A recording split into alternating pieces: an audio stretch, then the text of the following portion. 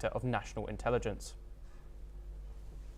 The advisor has taken full responsibility for this, and the National Security Council is conducting an in-depth review along with technical experts working to determine how this reporter was inadvertently added to this chat. The conversation was candid and sensitive, but as the President National Security Advisor stated, no classified information was shared. There were no sources, methods, locations, or war plans that were shared. This was a standard update to the National Security Cabinet that was provided alongside updates that were given to foreign partners in the region. And now in the third and possibly not final act of this, this ordeal, we will be discussing this further with our guest, Gautam Mukherjee, senior journalist. First of all, I want to say, if you don't know what Signal is, it's a free open source messaging application that provides end-to-end encrypted messaging, slightly like WhatsApp. You can have group text, etc., etc. The journalist added was a man named Jeffrey Goldberg. He was editor-in-chief of The Atlantic. He held the position since 2016. Gautam, before we go into these group chats, you kind of expect these chats to be held in some room, some locked room in the White House.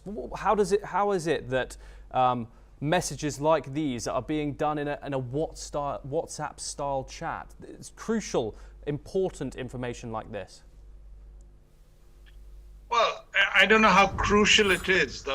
Having read the pieces, I would say the most important thing is to keep the Red Sea open for commercial and military traffic, which is what the Houthis are preventing. The Houthis are certainly not a great big security risk. As various officials have pointed out, there is no specifics on when, where, how, only that it is going to be done. There's no secret there. It's been done a number of times, and it will be done again. The reason why this has been blown up is, one, Atlantic, I'm surprised, is a well-regarded magazine, at least in the past, and it is probably a sign of the times that it is trying to get into tabloid journalism now, because all that highbrow stuff is probably not selling. Coming to why Hegseth and friends are being attacked, it is a sort of a redux of Trump 1, where out of frustration, his opponents are trying to attack his officials. Now this time, sorry, Gautam. I want to kind of, sorry, I want to focus on the chat here. Okay, so I want to go into the first set of messaging where Secretary of State of Defense Pete Hegseth talks about how he's going to approach these Houthi strikes, which happened about a week ago. He talks about the fact that nobody knows who the Houthis are. He talks about that we need to focus on the fact that they are Biden failed. That's a number one reason, and the fact that they are Iran funded, number two reason. How does the Trump administration kind of play on this narrative of putting Biden's failures at the forefront of justifying actions like this, and also that the fact that these rebels are Iran funded, a powerful organization, a powerful country that are currently developing nuclear weapons, as number two? Well, you know, it's no secret that Iran is behind the Houthis. It has been for over a decade.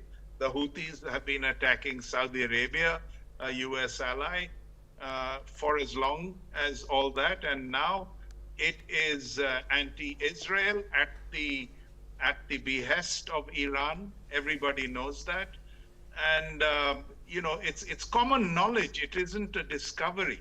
Why they have been allowed to proliferate and have missiles that can attack, you know, American and other military craft is something to ponder over in terms of references to Biden. What did Biden do to destroy the capability of the Houthis? To some extent, he did attack them, Yes. under his term, but it was desultory and from time to time, and they didn't follow through. I think the Trump administration wants to destroy the capacity of the Houthis to menace and disturb the Red Sea and the shipping that passes through it. This is, proving very expensive for the world's commercial shipping, and also resulting in a lot of military craft having to be deployed there in order to deal with the Houthis. So to destroy their capacity to hurt the shipping and the military craft is rather urgent. And it is Iran that's behind it. What I think is apparent here is that Joe Biden is mentioned twice in these messages, which you can see is in this one message project. It kind of proves how you kind of constantly see Donald Trump speaking against the Biden administration, even though he is president for the next 4 years, from everything, whether it's foreign policy to having the Declaration of Independence up in the office. I don't know if you saw that clip of Donald Trump revealing this thing behind the curtains, and him still saying negative things about the Biden administration. Anyway, moving on, I want to go to the next set of messages, which is includes messages from J.D. Vance saying, if you think we should do it, let's go. At Pete Hegseth, like this is a friendly group chat.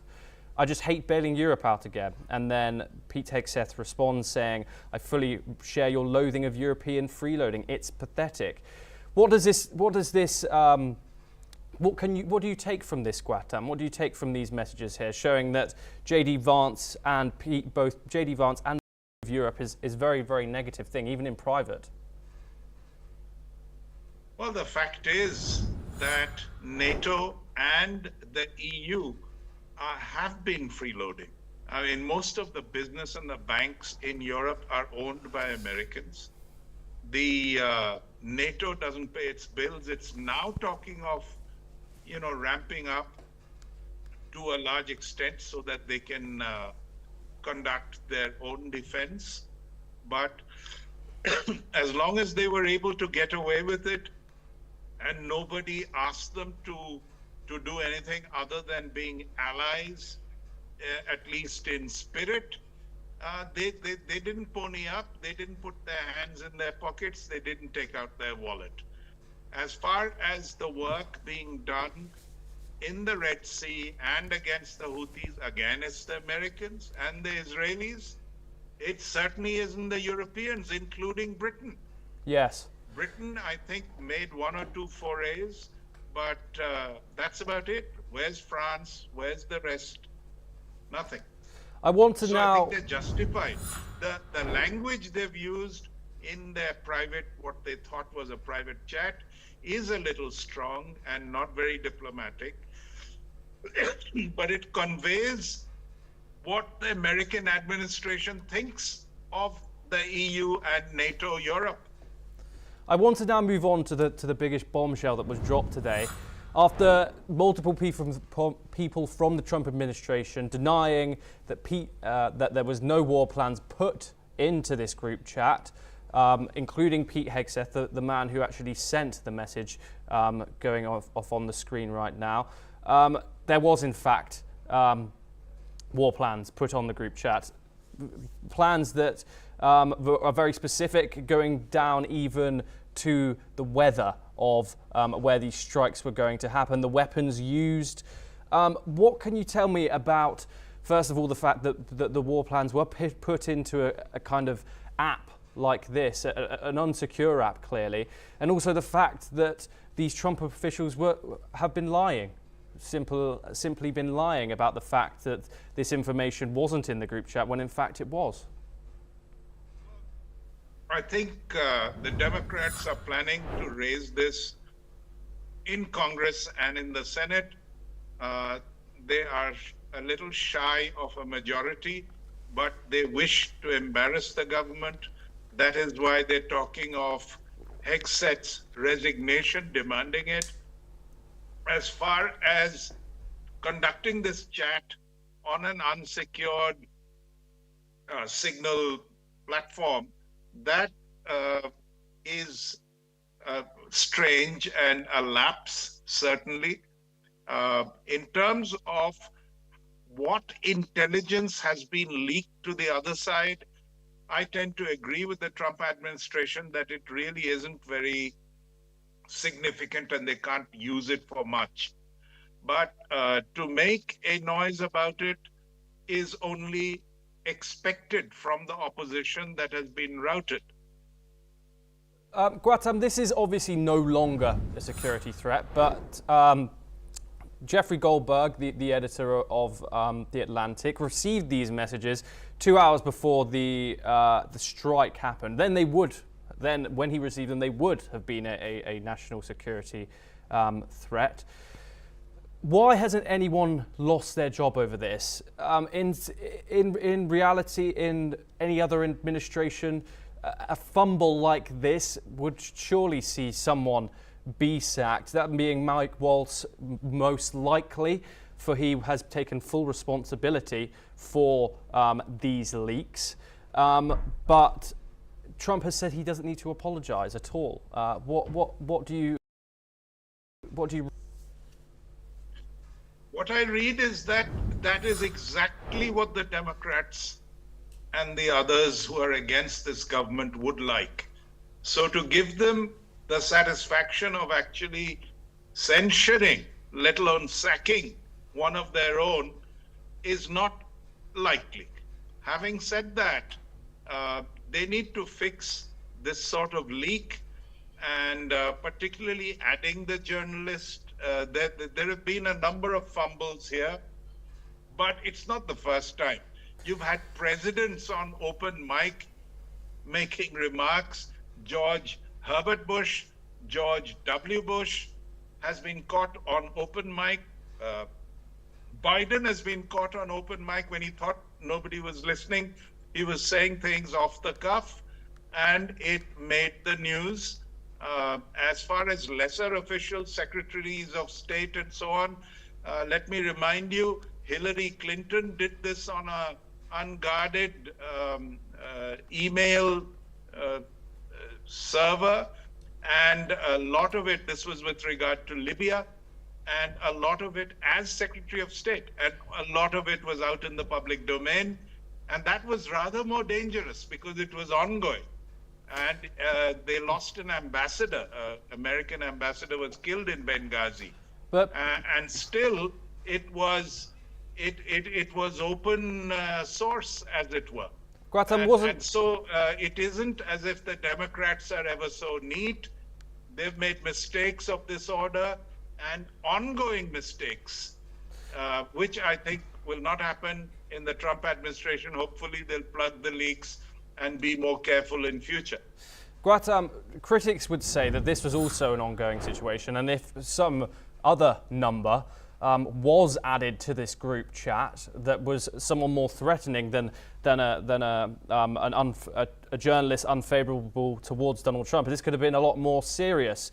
You could also critics are also saying that the person who is now being how do I phrase this?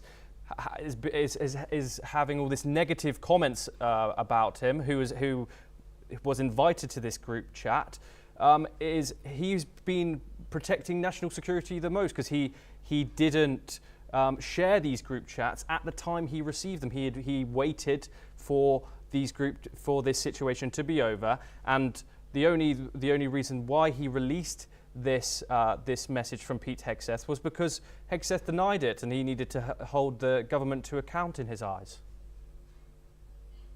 Well, Goldberg is a Jew himself, and he should understand that the security of Israel is something that America takes very seriously, and the Trump administration as well. I think he's trying to, sort of bring back the Atlantic into its former glory. Whether this is substantial enough to really embarrass the Trump administration, I have my doubts. This is why Trump dismissed it out of hand, and his press briefing, his press secretary did so as well. If there is going to be any talk in terms of censure or caution, it's going to be done internally and not at the behest and in front of the Democrats, or indeed the press. All right.